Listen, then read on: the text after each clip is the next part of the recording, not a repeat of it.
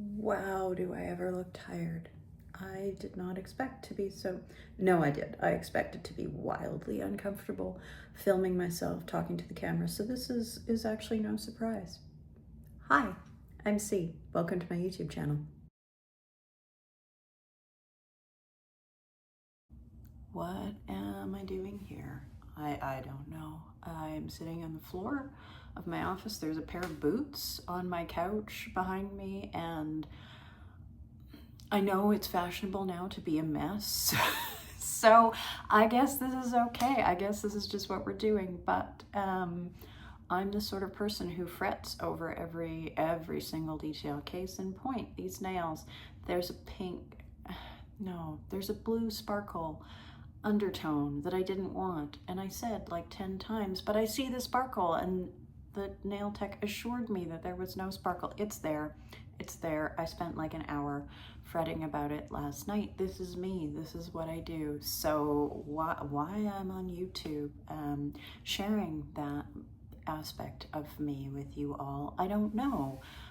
Except that my bestie, Veronica Novotny, who, if you don't know, you should, so I will link to her channel down below, is on YouTube, and I just love spending Saturdays like watching little bits of her life. So I thought mostly maybe she would like that, to see my life as well, because we live across the country from each other, and the only way to do that is, other than to send her very long videos, is to record this and share it with all of you. So that's what I'm doing. I'm probably too old to be here. I'm definitely too chaotic and perfectionist to be here, but I'm here anyway. This is what's happening. We're in the kitchen now. I brought you into the kitchen, not that you can see me, the 6x9 kitchen, to make some tea, because tea makes everything less awkward. Surely, this is what I'm telling myself. This is just the story that I'm telling. And now you can't hear me because the water's running. The story that I'm telling myself today is that tea is going to help to make me feel like I am being less awkward. So we are in the kitchen. We are making tea. There are a million things on my fridge. So let's talk. This is my very, very cheap no-name tea that I'm going to be making. No fancy tea here, no name tea. Anyway, I'm on YouTube, and I have been on YouTube before, a very, very long time ago.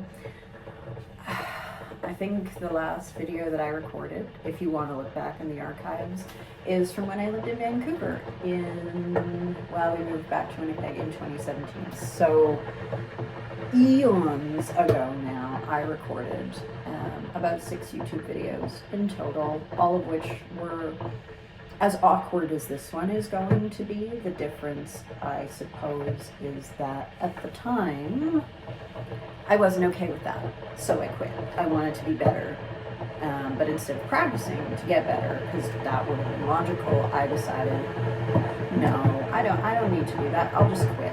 I'm just not good at this, so I'm not going to do it.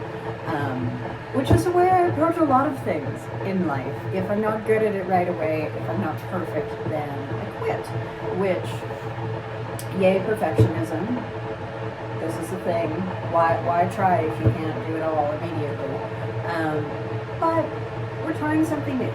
We're going to do something different. I am going to try to be a less perfectionist person, which is why I left all the silly magnets on my fridge, and why I'm standing in my tiny kitchen with the lights on, and you probably cannot hear me over the tea kettle, but that's fine, because we are going to try something new.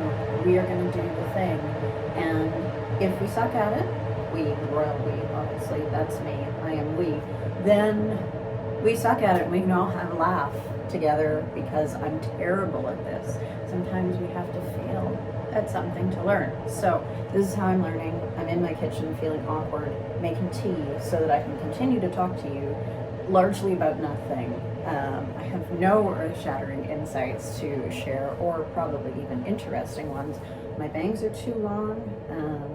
My sweater is old. It's Suzanne. It's Gaspar.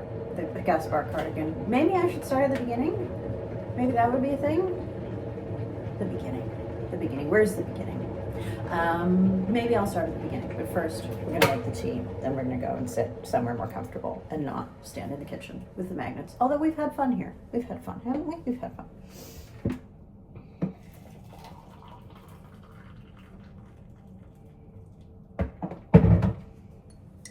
Okay, we have tea.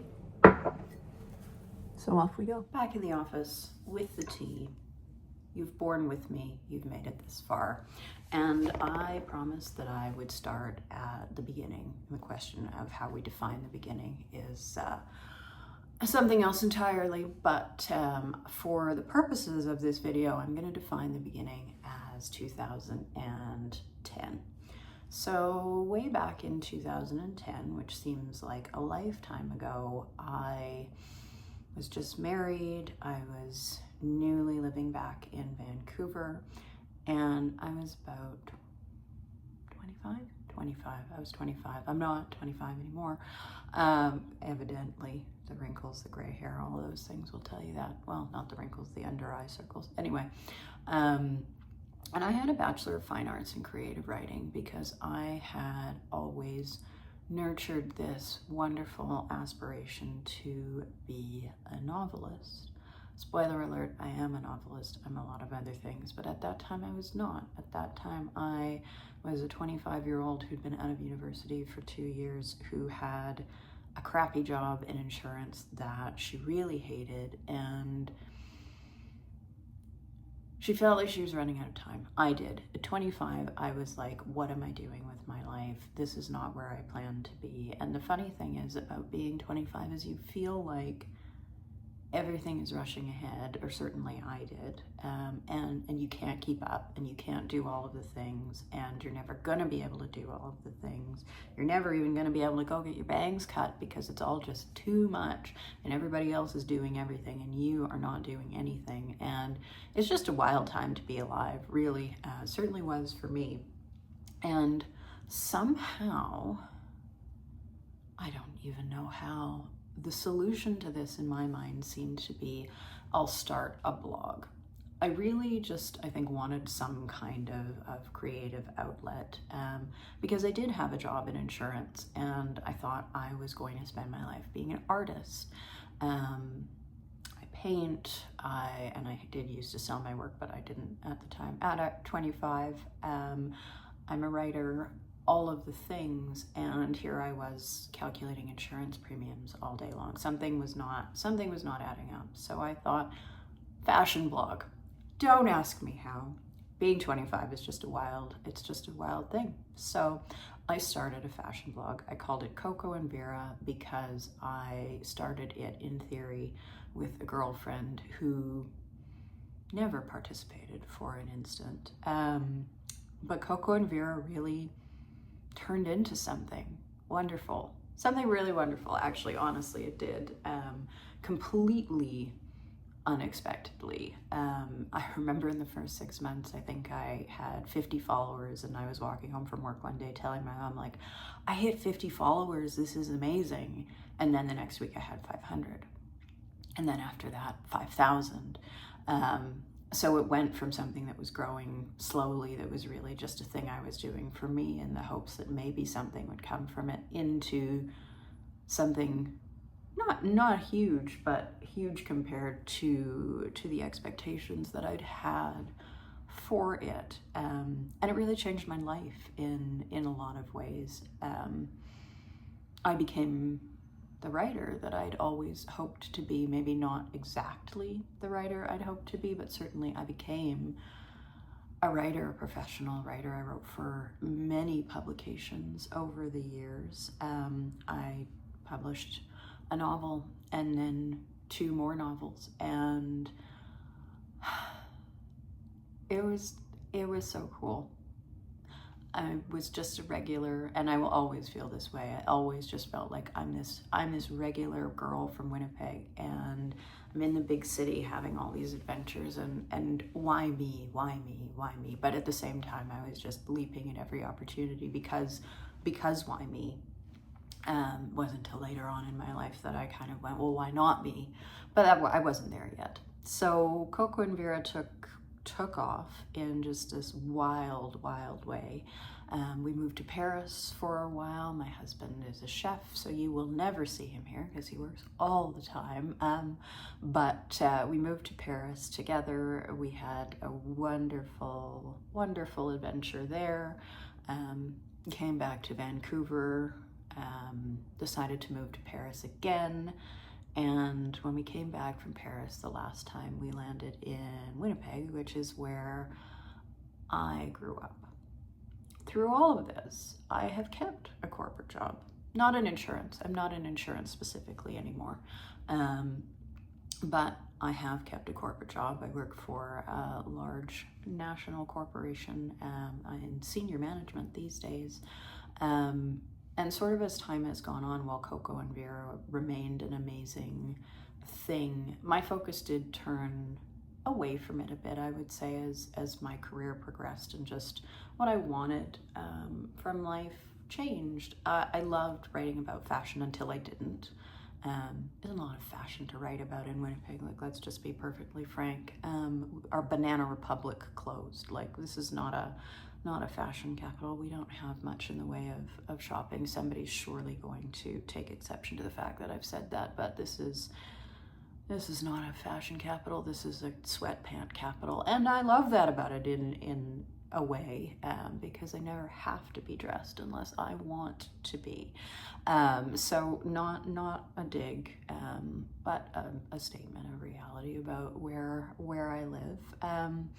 We're able to travel a lot from here. We're going to be in Lisbon in about a month, and provided I don't hate doing this and continue, I'll share that with you. But for now,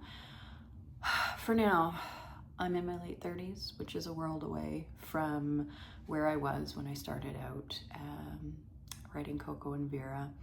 Along the way, I did experiment with YouTube.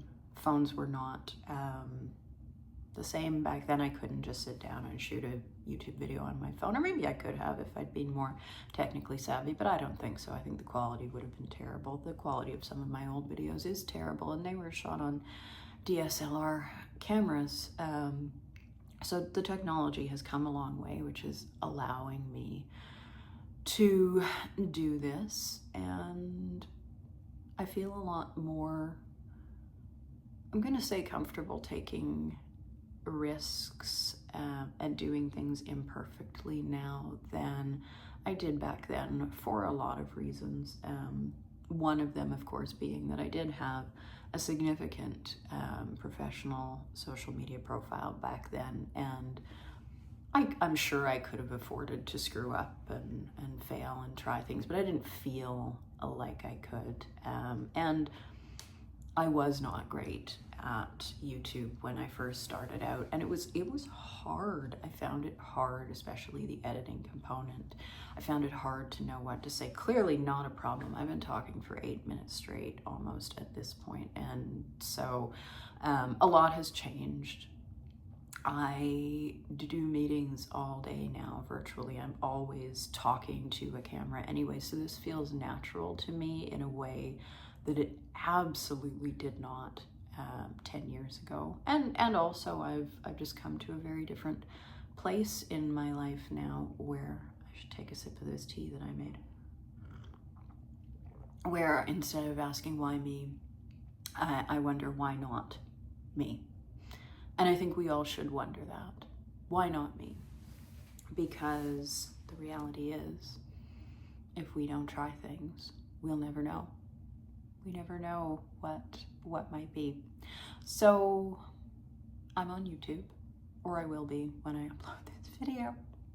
And we'll just see how it goes. It's a thing that I'm trying. I don't write about fashion anymore. I have a Substack. I write poems. I share other things that I'm writing. I'm still a novelist, working on a 4th book, which I may or may not ever finish, and may or may not ever publish, because that's the thing about being a novelist, is you really don't know until you know, and I mean, when you know is when the book is printed, more or less. So in the meantime, we'll just see. I'll put a link to my Substack down below. as well. But YouTube is just gonna be a place where I have fun, where I stand in my kitchen and drink tea, and then I come and give monologues. I might try, I can see in the back corner of the frame a pile of clothes sitting on my desk that I have bought in the past month that I haven't tried on. I might see if I can position this camera in such a way where I can show you some of those just for fun, because I love clothes. Still do, don't really want to write about them, but I love them. I love to buy them. I love to wear them. I love to take pictures of myself wearing them, of other people wearing them. Fashion is an art too. Painting, poetry, novels, and fashion for art. Good grief. How the hell did I wind up in insurance? I don't know. I really do love my job though. My non-insurance job. I didn't love the insurance job. I learned to appreciate it. Anyway, I'm gonna see what I can do. If the trying on clothes thing doesn't work, maybe we'll go do some writing. We'll see. Okay, so we're testing this out. I have stacked my phone on a pile of books, which were there anyway. I didn't just make a pile of books for the occasion. I can flip you around, I can show you a pile of books.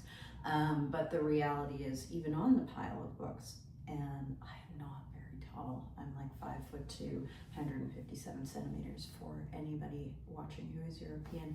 And this is all of me that you can see. You can see my Cézanne sweater. You can see my silk trousers from Arket, and that's it. And I have a dress and a skirt and another sweater to try on. So I guess all you're really gonna see is the sweater, and the skirt's kind of gonna be a non-starter. But we'll see. We're gonna try things. Okay, so this is the Cézanne Marcel sweater, which I just picked up recently. The color is, I'll have to look, I'll link to it. Anyway, I bought it in size small, so it would be oversized. I've let it like lay folded up, so it looks wrinkly now, and it's probably not great with these silk trousers because it all just kind of blends together, but super comfortable, really cute, nice thick knit, but not made of sheep's wool, lamb's wool, sheep's wool, I don't know. It's made of alpaca wool, so for me, I'm allergic to wool, much less itchy than a normal wool sweater, which I love. Need to steam it clearly and not leave it laying folded up on my couch. But anyway, live and learn. This dress, oh my gosh, I wish you could see more of this dress. For those of you who came here from Instagram or from my Substack, you know I never wear color. So this is a big thing. But this year I decided I needed a red holiday dress, and I found this one from Zara, and it's been a complete comedy of errors. Like, I bought multiple sizes, one of them came damaged. Canada Post is on strike, so they came with a different carrier, and the carrier is backlogged. Anyway, complete comedy of errors, but so worth it. This dress is stunning. I love it. I wish it weren't so cold here so I could actually reasonably wear it outside, but nonetheless, it is gorgeous. Highly, highly recommend if you can get it. Oh, bra strap, I'm gonna have to deal with that. But oh my gosh, you guys, gals, probably gals mostly watching this. This dress is so beautiful. I love it so much. Oh, bra strap again, jeez. Okay, and this is the Eloane skirt, also from Cézanne, which I decided to pair with my Cézanne Max shirt instead of putting my cardigan back on, because this is how I really intend to wear it. I did not think of the fact that I'm really gonna have to match up the lines, because there is a line, and I'm a perfectionist and I fret about everything, which is what I told you also. I cannot talk without my hands. I become mute if I get my hands tied up behind my back, in case anyone was wondering. So this is gonna just continue. Did not think of how hard it was gonna be to match up the lines on the front of the skirt and the front of the shirt, which also needs a steam like everything I own. But anyway, the Eloane skirt is a midi. It is made of wool. It is stunning. It has a slit up the front. I love, love, love it. I definitely have a weakness for like not corporate wear, like just that sort of elevated, classic, basics, I don't know, Carolyn Bessette Kennedy type style. Anyway, so these are things I bought recently that I love. Now you have seen them all, and you've listened to me talk for a long time, so we should probably wind this up. And we're back. We're back in the original outfit. We are back on the floor. We have tea, and here we are. This is it. This is my first ever YouTube video, and it was hilarious to film talking to myself in my apartment for half an hour. If you have enjoyed my particular brand of chaos, please let me know in the comment section, and of course, don't forget to subscribe, and I will see you soon.